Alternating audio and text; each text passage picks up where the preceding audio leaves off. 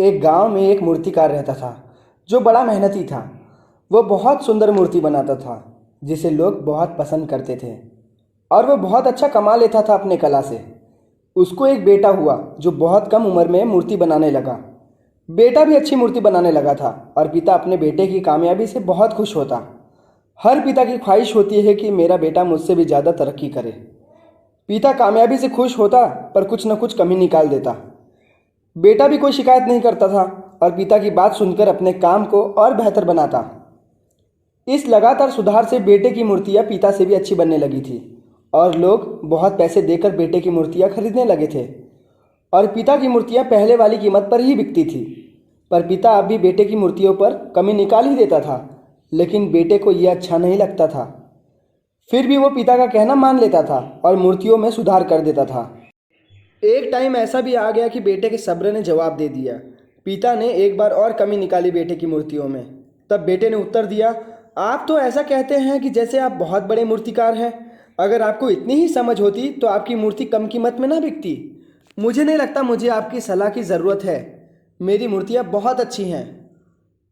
पिता ने बेटे की बात सुनने के बाद उसकी कमियां निकालना बंद कर दिया। कुछ महीने तो बेटा बहुत खुश था क्योंकि उसे अब ताने और सलाह न मिलती। लेकिन अब लोग बेटे की मूर्तियों की तारीफ उतनी नहीं करते जितना पहले करते थे और मूर्तियों के दाम बढ़ना बंद हो गए। शुरू में बेटे को कुछ नहीं समझ आया। आखिर में वो अपने पिता के पास गया, उन्हें सब समस्या बताई। पिता बेटे की हर बात ध्यान से सुन रहा था, मानो उन्हें पता था कि ये दिन आने वाला था। बेटे ने पिता से कहा, क्या आपको पता था कि ये सब होने वाला है? पिता ने कहा, हाँ, क्योंकि मैं ये हालातों से गुजर चुका हूँ। बेटे ने कहा, फिर आपने मुझे समझाया क्यों नहीं? पिता ने जवाब में कहा, क्योंकि तुम समझना नहीं चाहते थे। मैं जानता हूँ कि मेरी मूर्ति तुमसे अच्छी नहीं बनती, पर जब भी मैं तुम्हारी मूर्तियों की कमियाँ निकालता तुम उसे और बेहतर करते।